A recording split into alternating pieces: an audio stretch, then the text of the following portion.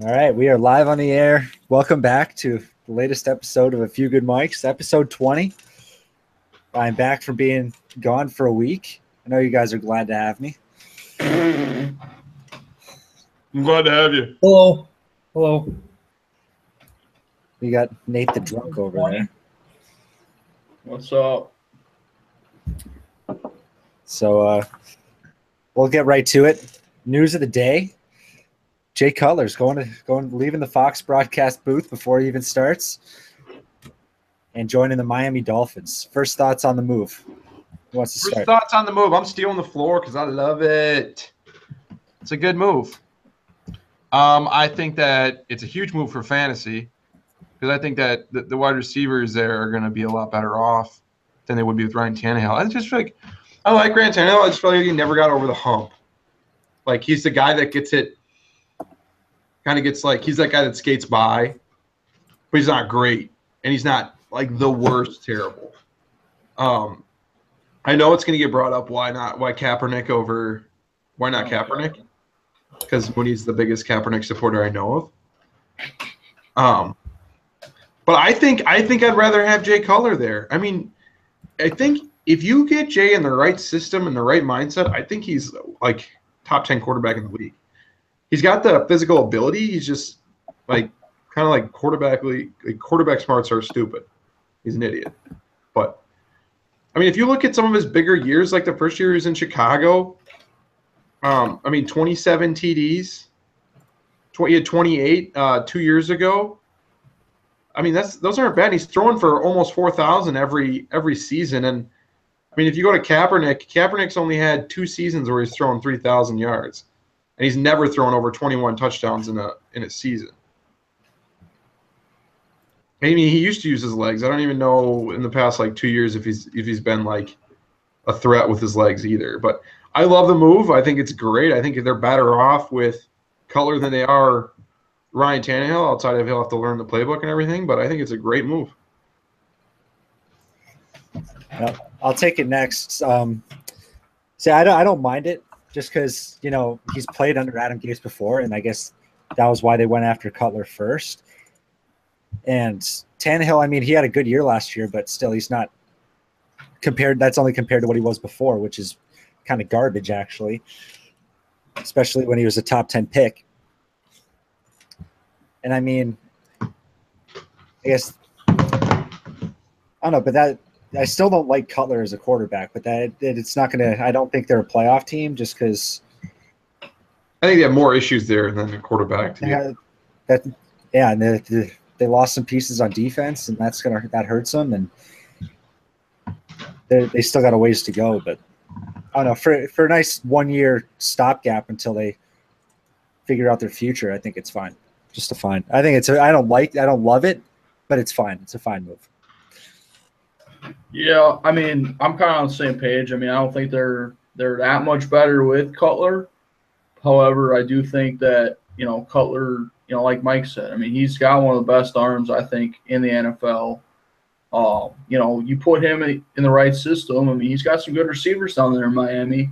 So, I mean, I definitely see the reason for, bringing in Cutler. And I think I saw somewhere that Gase, when Gase was the offensive coordinator for the Bears, that Cutler had his best year of all time, and everything like that. So, I mean, I like the move. I don't think Miami's going to go like 12-4 or anything crazy like that. But I mean, I think they're like on the edge of a playoff seat. I don't think it'll happen, but I mean, I think with that Miami offense, I mean, you got good running game, you got Jay Cutler, you got some good receivers. I mean, it's better than Matt Moore, I think. I mean, Matt Moore's 30. I mean, around the same age as Cutler, but I mean, obviously Cutler's had a more, I would think, meaningful career than Matt Moore has. So, I mean, I think they got a bargain too as far as the price tag. I mean, $10 million. The guy was probably going to make that with Fox or probably more. So, I mean, why not play a little bit more football? Okay, that's what I got. Hey, just quick. You said you don't think they're much better, but do you think they're better off with Cutler than they would be with Tannehill? Oh, same with Matt Moore.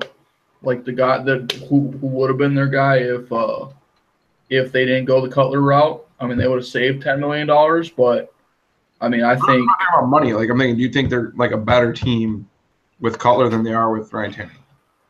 I think so. I think Tannehill's kind of been a guy by the wayside. I mean, he's been kind of just outside. I mean, I don't like he's obviously shown the last 2 years he's been very injury prone. So I mean, he's kind of like a similar situation with him and Bridgewater. I mean, two guys that I think they have potential. However, because of injuries and whatnot, they haven't shown that potential because they've been banged up so much. Garb? So I was actually kind of surprised Cutler did this. I thought that, yes, he didn't really declare his retirement, but he kind of seemed pretty set in his way of what he wanted to do, what his plan was, and where he might go with it. So I was surprised that he signed. Depending upon how he comes out of his injury, I think it's a little bit of a gamble. I mean, Matt Moore knows the team, knows the offense, has chemistry. Yes, Cutler has more upside and potential, but I do think it's a little more of a risk instead of keeping someone in-house. And, yeah, it's $10 million, but is that $10 million, could that be used somewhere else in maybe a more effective manner? I think that's only going to be known after the first 2 months. But I actually was hoping they'd go with Matt Moore just because you keep it in-house. I think it's just better long-term plan, but Cutler does give you more of a potential upside depending on how he can really take on the team and the offense. But it's really all just speculation, so I guess it's kind of just opinionated right now. And I want to go back to kind of like the Kaepernick thing. I guess I never really saw Cap ever going to Miami anyway. And I think, we've said this probably 500 times on this podcast, though, he puts his personal, what he thinks before his NFL career. So, I mean, and he's been seen wearing a Fidel Castro T-shirt in public, and, Miami's got a large Cuban-born people in Miami. So, I mean, I don't think that would worked out too well with the fan base and whatnot. I mean, obviously the guy, he's shown promise in the past, but he's another system quarterback like Cutler. So I just didn't see it in Miami. Mooney, no argument for Kaepernick to Miami? Really? Well, just because I don't have a problem with it because they got someone that's not worse than him, It's not like the Rams signing Dan Orlovsky. At least Jay Cutler has shown he can actually do something, even though I don't like him. I think it's I'm not going to bash the Dolphins for doing it. Right. I think it's a better move. I want to just go to your sort of answer your question about if they'd be better off with Tannehill or Cutler. I would say it's just like about the same. I don't think they would do much either with either quarterback, even with all the weapons. So there you go. If you had to pick one, you don't get both. You have one. Then just based on the locker room aspect too, and I'd pick Tannehill then. I just don't think Tannehill's nearly as good. I think, like I said, I think Tannehill's a guy that skates by, and you never really see him. He never really goes to the playoffs. He's just kind of skating by. But he's not bad enough to really lose his job. He's kind of like a Joe Flacco, I would say. That's the comparison I'd throw out there. He won a Super Bowl. Yeah, Joe Flacco won a Super Bowl, so that's not much. I'd say terrible comparison. Well, I mean, they're both kind of tall quarterbacks, pocket passers that, I mean, we know that Joe Flacco wasn't the full reason why they got to the Super Bowl anyway. So I would say, but Joe Flacco also was really good in the playoffs. So he's like a worse Alex Smith. Like he's not as good as Alex Smith. I don't think. That's just he's about like to say Alex Smith. That's never going to win you a Super Bowl, in my opinion. I agree. I think Tannehill's a long ways from that. I think you hit it on the head when you said he's like Bridgewater. I think Bridgewater's the same exact spot. I think he's the guy that skates by.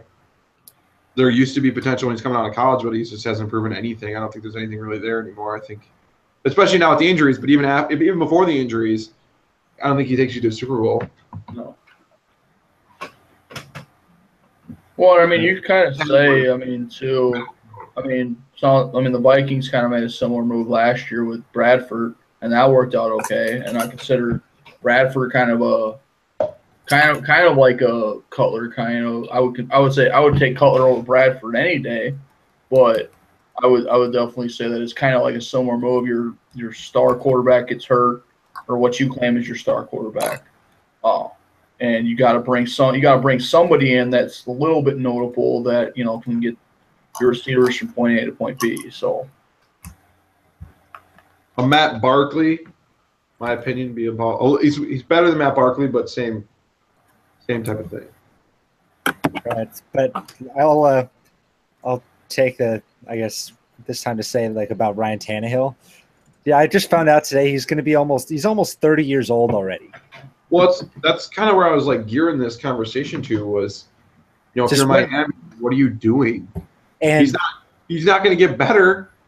And now that he's hurt his knee twice, probably going to be out for the year.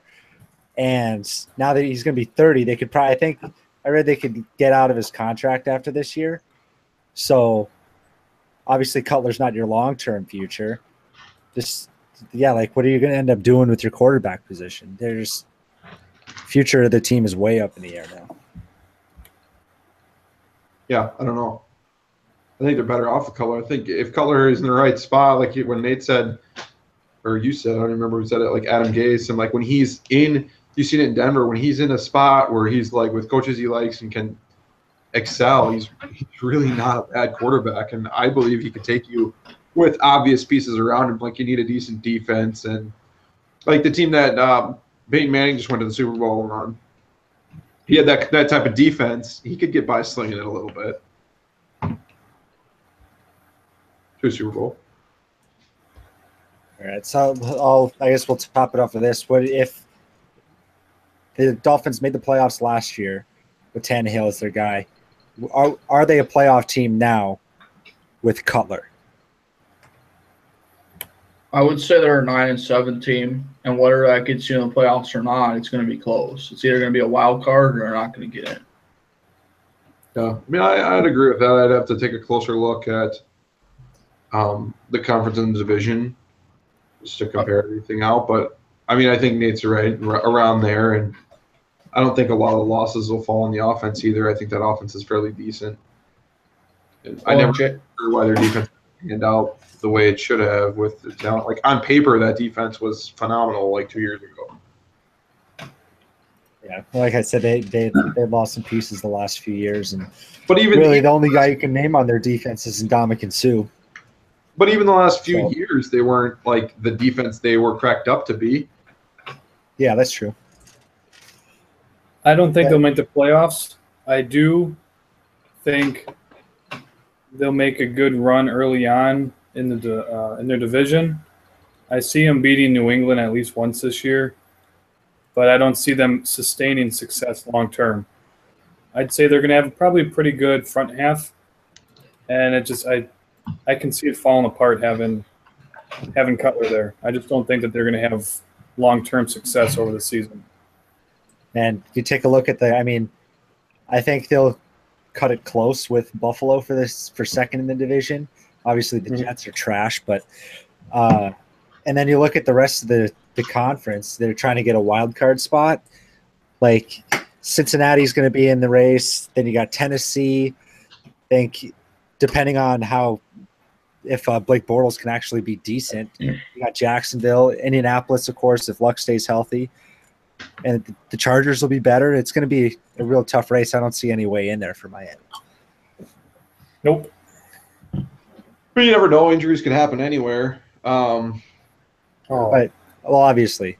But I mean, Jay Ajayi is coming off of like a standout year, and I think he's only going to get better. He was kind of the diamond in the rough last year in fantasy, and it's one of those guys I wish I had on my roster. But and Parker's a good receiver too. I mean, I think they're coming around on offense, honestly. Yeah, but like Mooney was saying, the defense is what's going to be their Achilles heel. I agree, and I mean, I think Buffalo's all right. I don't think they're crazy good. I don't really like Tyrod that Taylor. much. See, I guess I'm a bigger fan of Tyrod than really anyone else I know. Aging But- shady, and Sammy Watkins, that's probably just going to get hurt in a week. Pretty much. I mean, on offense, they don't. Is Shady McCoy still a standout running back? I mean, I have to check the stats from last year. Like, is he still Shady McCoy, or He was pretty good last year. And I was reading today that the new coaching staff, they're going to have more of a West Coast offense and just sort of use it more out of the backfield as a receiver. And I think it'll work out for everybody. And then it'll take some pressure off Sammy Watkins for being the main guy too. I got no faith in Sammy Watkins anymore. No, I'm not, I wouldn't bank anything. I but won't I'm take just- him on a fantasy draft anymore, that's for sure. So I think that's all we got on Tannehill. Nate, you wanted to talk about the Hall of Fame weekend, so do your thing on that. All right, so I mean, there was a lot of notable Hall of Famers that I think we grew up, watching and playing with on Madden and whatever. Like that was the first year where I've seen you got Kurt Warner, you got Jason Taylor, you got LT. I think it was a really good Hall of Fame weekend for those guys. I mean, Jason Taylor, we're talking Dolphins. I mean, he was kind of he made the Dolphins defense good. He made the players around him good. LT was just, we remember LT on the Chargers and that, those light blue and yellow jerseys just kicking ass for all those years. And then blue. Baby blue, whatever. I was going to say baby blue. I just couldn't find the wording at the time. And then Kurt Warner obviously worked his way from a Hy-Vee grocery store as a bagger all the way to going to the Packers practice squad under Favre, and then doing his thing in St. Louis and in Arizona. So a lot of good notable players that I think we grew up watching and things like that. So I mean, I think it was a good Hall of Fame weekend. I think I didn't really watch much of the ceremonies itself, but I mean, the class that went in, I think, is a really good class. So, you guys' thoughts? The class needed Terrell Owens.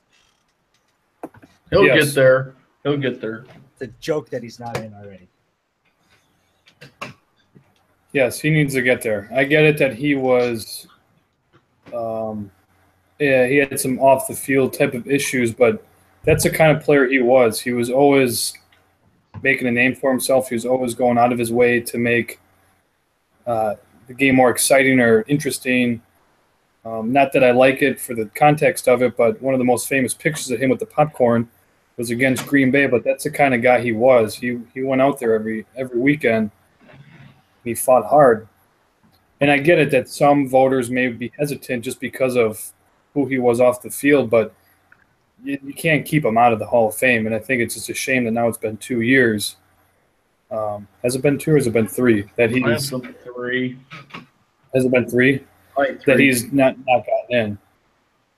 But I mean, you can get into the politics all over the board. I mean, even going into MLB, that's all it really comes down to is these big name guys is, oh, well, he did this or he did that, or they tarnished the name of the sport because of this, which is stupid because you gotta base it off of how they played, and T.O. played a hell of a game, and he deserves to be there.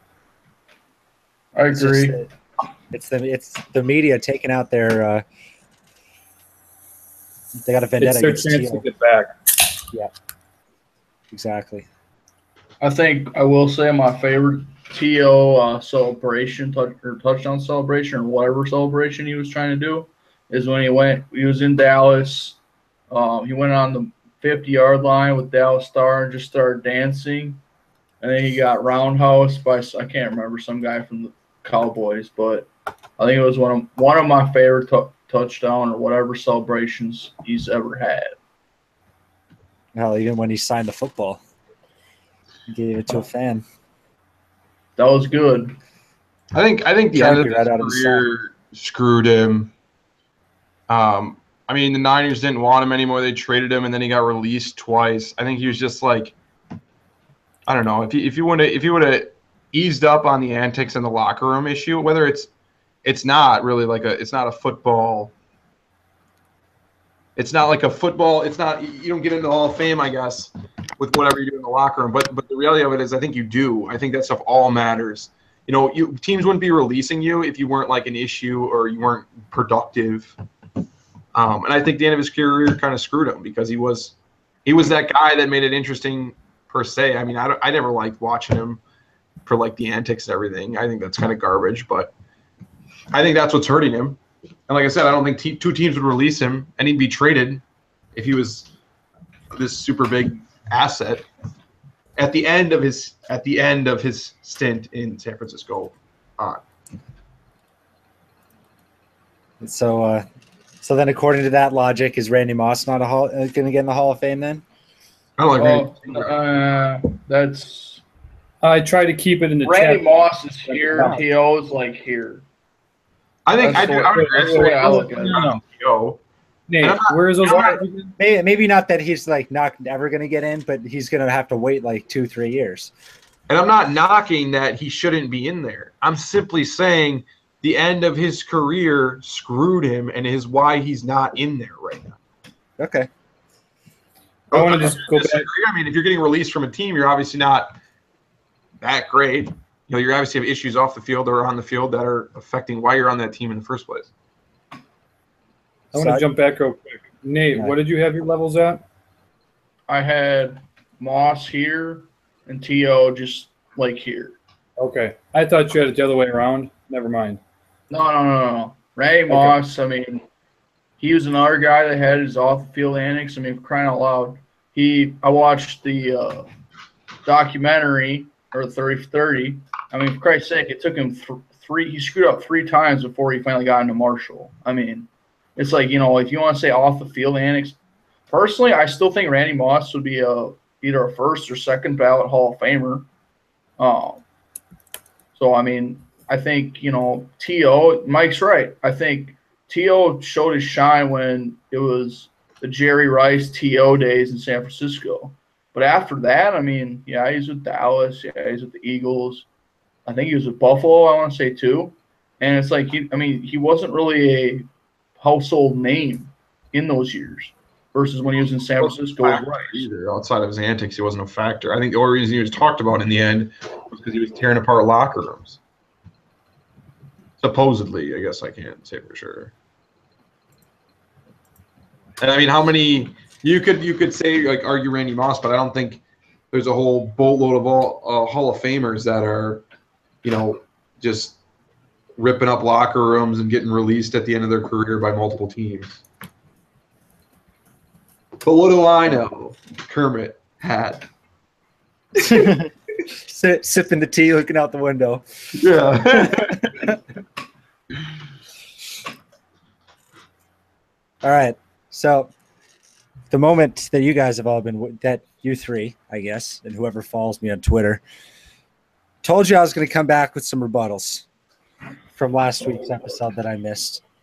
And I'm not going to go too like crazy on it, but I'll just give you some of my thoughts. Do it one at a time so we can got a chance to rebuttal. Yeah, just stop me whenever you guys want. And I'll start off with the Odell Beckham. I'm not going to make the case. I was talking about it yesterday, and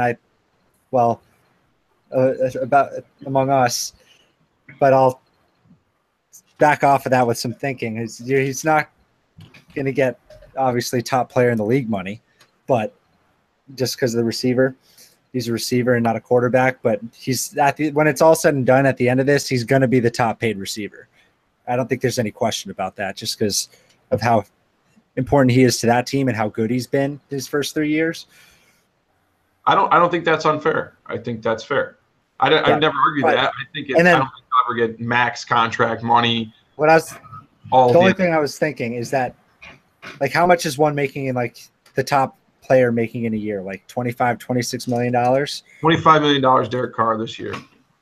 If maybe for like 1 year, just based on how much cap room they have, they could Just say like, oh, we'll give you 26 million this year, like everything included, But then, yeah, the Giants aren't going to want to set that precedent either to want to get the have the receivers the highest paid market, because then it's going to screw with everyone's cap if teams keep doing it. Because when's the next big receiver going to end up saying, oh, Odell Beckham got this? Well, and realistically, that would affect the huge contract in Le'Veon Bell and the Steelers. Exactly. He wants to be paid the same way too. And if you're going to pay a weapon like Odell Beckham, that's basically a one-dimensional weapon in the sense that he's receiver. Le'Veon Bell does twice that. He runs and can be an excellent receiver. So by rights, shouldn't he be paid the most in the league then? You know what I'm saying? Like, and he's top of his game. He's like, so that's I don't know. I also like the argument that I brought up last week in the sense, not really an argument, just like a weird fact. There's defensive players like Muhammad Wilkerson that aren't even like crazy relevant that get paid more than like the top receiver. I mean, does that really more valuable than the receiver? Is that just the way of the league right now, where a lot of D players get paid a lot at the D line area? Well, it's like Sue. I mean, I think Sue's one of the highest paid D linemen out there, and it's like, have you really heard from him in Miami? Not really. He was a weapon on Detroit. Exactly. That's my point. Is like, I think Odell Beckham deserves to get paid more than that. I agree. Like by a long shot. Well, go ahead, Garb. The one thing I want to add, and it has no factual basis behind it whatsoever, but to me, it almost like when you get players like Odell right now, who either demand a large contract or get a large contract, more often than not, their productivity takes a huge drop because expectations are so high. And at this point now, teams know much better how they have to play against it. You look at, Packers right here. Clay Matthews, once he got his giant contract, pretty much non-existent. And looking from a team's point of view, do you really want to fork out that much dough and get stuck into a long-term deal to that magnitude and really have no way out? And this is just kind of what I've noticed with a lot of these large contracts. Like you just said with Sue, Miami forked out millions upon millions, and they really got nothing out of it outside of a guy who did great at Detroit. Now, obviously, yeah, he's still a top player, but I don't understand why teams get so caught up in these massive, lucrative contracts, because all you're doing is just handcuffing yourself and limiting future prospects, I guess. I'm kind of going off topic on it, but I just think for New York to even humor the option of him being the highest paid player is just ridiculous. I think you hit it on the head, and I was going to address that same point. Because if you do what Mooney says and you do it the first year, then anytime after that year, he's just fed up. Eli retires. There's no good quarterback. He's not happy. Hold out. You already got your $28 million for the 1 year. Just hold out. Let him release you or whatever. You're going to screw yourself as the Giants. And then the flip side, you could be like, okay, let's sign him to a 4-year extension and we'll pay him the 4th year. Well, then that's going to screw Odell if, say, he pulls a Victor Cruz, hurts his leg, or what have you. There's really no good way, I don't think, to disperse a large sum of money once and then ride it out on like minimal dollars or whatever. I just don't think that's a feasible option. I think it would screw somebody either way. Well, and I think of it this way too. You got to think about it when they're making, like, when, say, a team signs a player to a 6 or 7 year deal. Say they're 27, 28. I don't know. How old is Odell? 25, 26? 23, isn't he? Whoever knows. It's probably 25, I would say. Yeah, Odell Beckham is 24. 24. So, if you think about it, by receivers, by the time they're 32, most of them are not relevant. So, if you sign him to a 6-7 year deal, you're not going to be paying him that flat, 25 plus million in that last year of his contract. You're going to break it up because receivers wise, you're going to have those 3 years, at the start of the contract where, they're going to probably be the most dominant. And then, when he's 32, 33, that's kind of their downer years because obviously receivers, aren't as good when they're 33 than when they're 24. That's 9 years later in his career. I don't know why you're. I'm saying I 33. I didn't know exactly how old he was, so I knew he was like around 25, 26 age. But what I'm saying is, like, if they sign him to, like, say a 6-7 year deal, they're going to get more money, or he's going to get more money a year when he's 24, 25 than when he's 30. I mean, it's just the way the analytics work. Well, I'll go to Garb's point saying that Garb and Mike, I guess, Ndamukong Suh and Wilkerson, you're going to pay guys on past performances no matter what. That's the way contracts have always been, unless you're in the NBA and you're just paying a young guy based on where you drafted him, basically. But the thing is, like Odell, he's been one of the most productive wide receivers to start off a career in the history of the NFL. Say what you want about the changing of the game and everything, but yeah, he's earned the money. I don't think there's any question about that. It's just, and he's going to be the number one paid receiver. But yeah, and Odell is basically I don't think he seriously believes that he's going to end up being the number one paid in the NFL. He's just saying, this is my expectation right here. You guys are going to come way down here. It's just a starting of the negotiations, and they'll just meet somewhere in the middle. And that's going to be like Antonio Brown signed a new deal. He's going to make like 16, 17. And that's probably, and Odell will probably get closer to 20, but on the underside of 20. Yeah, I just wanted to point out, like, I think he will be the highest paid receiver, and I think he deserves that. And I think you pay him in the sense that Nate was saying is, I totally agree with Nate when he says that receivers kind of decline after 30. And you got to look at it like, I mean, I hated – this might sound crazy, but, like, I didn't like signing Jordy. I love Jordy, and he's good. But they paid him a lot of money, and he's 32 years old right now and got, like, 3 years left on that contract? They're only paying him $10 million a year.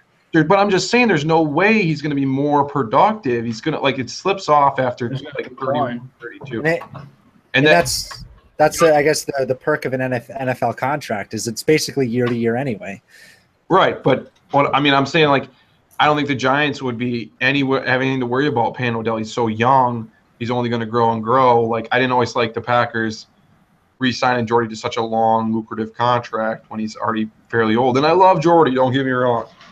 Yeah, no, I hear what you're saying. It's on the decline when realistically, you let Jordy go, which is it's a tough move. He's a fan favorite and everything, but how much did Terrell Pryor not Terrell Pryor? It was Terrell Pryor? No, he's too young. You could bring in, another young receiver and kind of groom him, whatever. I mean, I'm just saying, I'm with Nate in the sense that I don't always like paying receivers that are older that type of money. Yeah. And I think, too, it goes back to, when you're, yeah, you might be all right. It honestly just depends on the player. Jordy, we've been lucky, guys. He's 32 and he's still dominant. He's still one of the best receivers in the NFL. But, there's some guys, they have never lived up to the hype.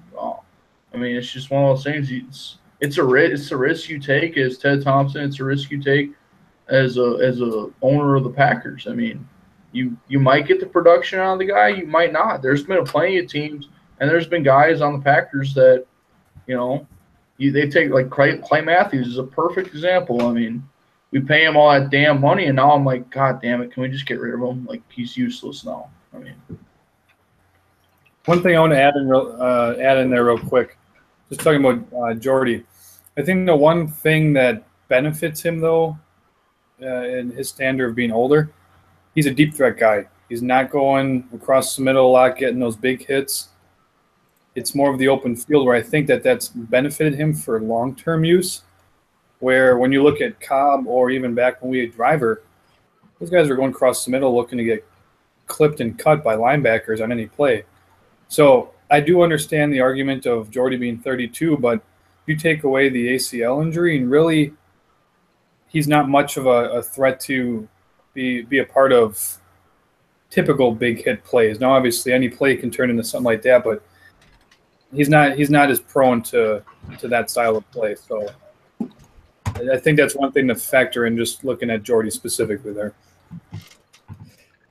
All right, so I'll go ahead and get to my next point. That's all I got on Kaepernick, or not Kaepernick.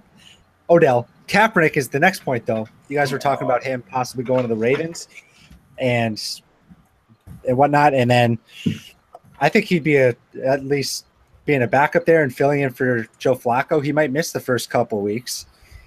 And Ryan Mallett's garbage. He can't even he's struggling in practice over there. So it's not a given that he'll make the roster. I think obviously he's not going to take over for Joe Flacco or anything, but I mean, what else you got? There are no better options out there, especially now that Cutler's gone. And yeah, Nate was talking about how he's saying Kaepernick wasn't good last year. I mean, I'm looking at his stats last year. He went through for over 1,400 yards, 16 touchdowns to 4 picks, and they had easily the worst roster in the league. So given what he had around him, I think he did pretty well. And I just say, no, he's definitely better than Ryan Mallett, which is why I think, and given how his stance aligns with what's sort of happened, like in Baltimore the last few years, I know that's like all the political stuff, but it would make sense as a fit on and off the field over there. And especially since they have a strong ownership in place and strong head coach. I don't know. I think he would have been a good fit in Baltimore. Then why didn't they sign him, Mooney? Because they're scared. I'm just going to the owner's scared because Harbaugh was fine with it. GM was fine with it. It was the owner that he didn't want that negative image in Baltimore. And I mean, call it like polling fans and calling Ray Lewis about this seriously. Yeah, he's a model athlete, that's for sure. Yeah, let's go talk to Ray Lewis about this. He committed murder after 2000 Super Bowl, and he got away with it. So never proven, kid. Allegedly, I believe it.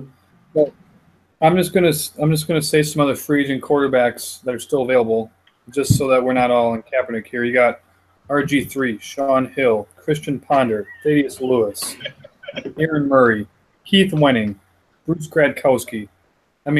Kaepernick blows them all out of the water. Okay, and I'm a Kaepernick hater, and I would rather have Kaepernick out those 7 guys you just listed. All the other guys are bums. He's got potential. Bruce Gradkowski, does he ever? You just like him because he's probably your brother or cousin or some shit. Gosh, RG3 will never play again. I was honestly surprised the Chargers offered him, didn't offer him, but brought him in. I was like, what are you doing? You're running the complete opposite offense. You got Phillip Rivers, who's a proven pocket passer, throw. Then you got RG3, who's just a fucking liability back there. I mean, you don't, especially in San Diego when you got Melvin Gordon, you don't need a running quarterback because RG3 is just going to run. And Melvin Gordon obviously is going to be a superstar in the NFL. So, all right, moving off of RG3, I'll get to my next points. Basically, you guys were talking about other options of where he could end up going. Garb, I know you said, I believe you said you didn't know who the Seattle backup was. It's Trayvon Boykin. He was sort of second or third year quarterback from TCU. That's the guy that beat the Badgers. I remember him. No, that was Andy Dalton. Oh, that was Dalton. That's right. It's too far. God. At least and Trayvon Boykin, they kept him on the roster when, he had a DUI a couple months ago. And Nate mentioned Arizona as a possibility. I would love that too, because I think that'd be a great fit too, just because Palmer really showed his age last year. And the offense, they've got a good running game, and they love to throw the ball deep. So I think that'd be a good fit too. If I can add a point, I think with Arians, I think since he's such a disciplinarian, I think that Kaepernick would actually fit well in Arizona. Just because, I don't think Arians would tolerate the bullshit that Tom Sula or whoever the hell the Niners coach was last year would tolerate. So I think it would be a better fit.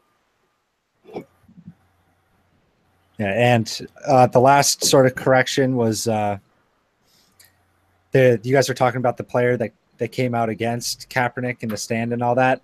It wasn't for the 49ers. It was for he was the Vikings center. Alex Boone was his name. Who is good, for the record. Not bad. Kind of garbage last year, but new team. Well, and that is all I have for my rebuttals. What happened about Big Baller Brand referee? Oh yeah, another correction. Nate said the ref that got replaced was basically from nowhere ref, I guess. She actually refs Division I college basketball. So great. It's just that Adidas is a bunch of punk ass cowards, and they want to sign Lonzo Ball, so they tow down to LeVar. Pretty much. So those are your rebuttals. Those are pretty weak, but nice try. Well, that's what I got. Take it or leave it. Let's see. I don't know if there's anything else to talk about. What do you guys think? Can I talk about Steph Curry's lack of golf performance in the Web.com tour? Hey, do you want to get our few good minutes segment started? Y'all want? I don't care. All right, Nate, you start. All right, so Steph Curry played in a Web.com tour event, which, if you guys didn't know, Web.com is below the PGA Tour, so it's like you guys go to the PGA Tour, come from Web.com. Shot 74. I think Steph is one of those guys that he's an athlete. He's kind of like a Deion Sanders, kind of like to shoot 74 and 74 in a Web.com tour event isn't bad. He didn't make the cut, but for him to do that, it's just kind of, he's a multi-athlete. I think you could put him on a golf course, you do well. It's kind of like Romo. Romo is a very good golfer. He's played a lot of Wisconsin PGA events. So it's just one of those things. Just kind of see Steph outside of, it's Golden State Warrior knocking down 3-pointers every day. It was a pleasant surprise. I don't think anyone had any, even though he missed a cut, 74, he shot a lot better than some guys that have played on the PGA Tour before that lost their cards. So, for him to do that just kind of shows how multi-talented he is outside of basketball. So, that's mine. 2 good minutes. Garb, I know you wanted to talk about something. Yeah. So this podcast is going to end up going live for download probably on the 7th, which means when you listen to this, you got a day. ESPN 8 The Ocho is coming in RL in real life on August 8th. If you haven't seen the movie Dodgeball or forgot about it, go check it out. I think it'll be pretty interesting. It sounds like they got a whole slew of events set up for the day. I remember reading something about like dodgeball, some trampoline dodgeball championship. I don't know.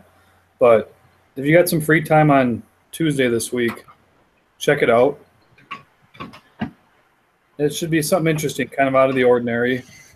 Kind of get an idea of those sports that many of us may not consider a sport, but more of an activity. But either way, I think it's a great idea. If anything, it's a smart marketing stunt for a company right now that is obviously in some financial difficulty with all the layoffs that are coming on. But I don't know. It'd be interesting. It'd be kind of cool to check out. I know I won't be able to most of it because of work, but who knows? We'll see if it's a reoccurring thing or not. But ultimately, I think it's a great idea. I like it.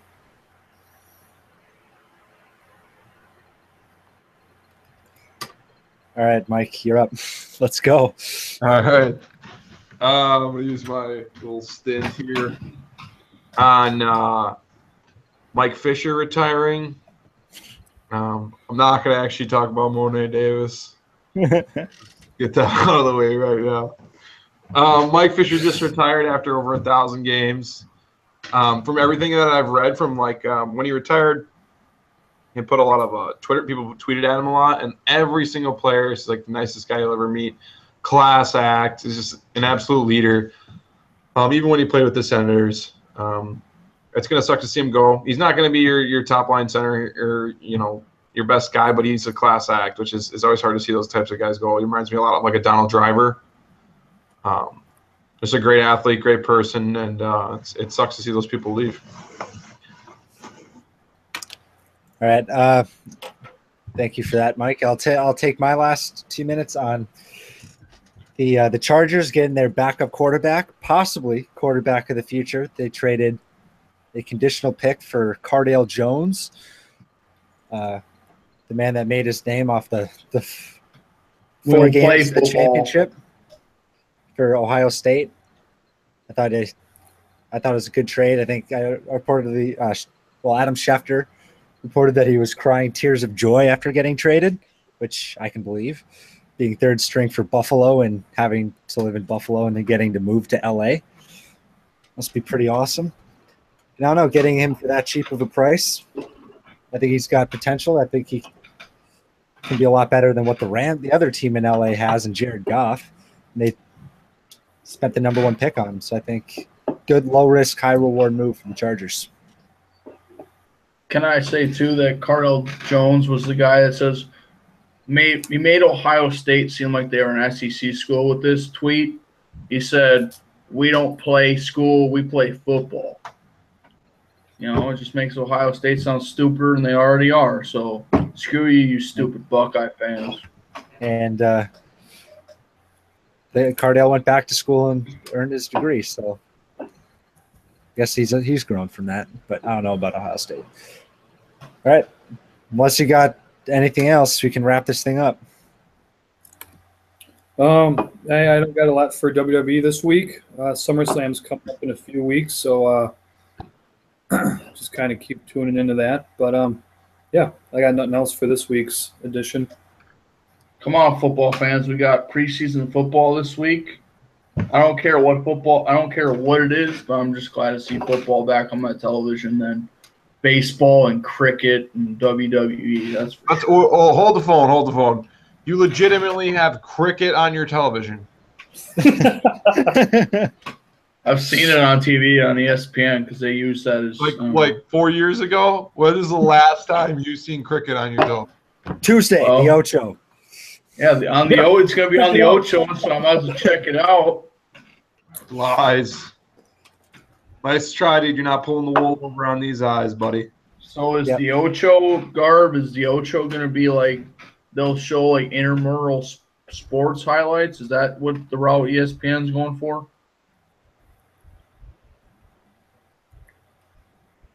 I don't think he knows. I don't think anyone knows. All right. I don't know either. No, I don't. Honestly, I don't know much about it. I'm just excited because it's going to be something different. True. Yeah.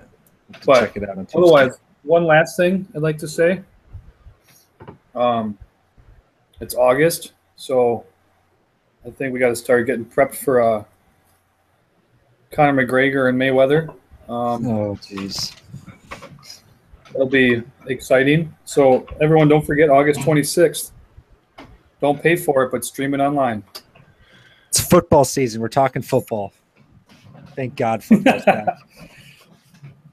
All right. That'll do it for episode 20 of The Few Good Mics. Whether y'all are watching on YouTube, listening on iTunes, wherever you get the podcast, thanks for listening. Tweet at us. Subscribe to the channels. And we'll see you next time for episode 21. Bye, guys. Bye.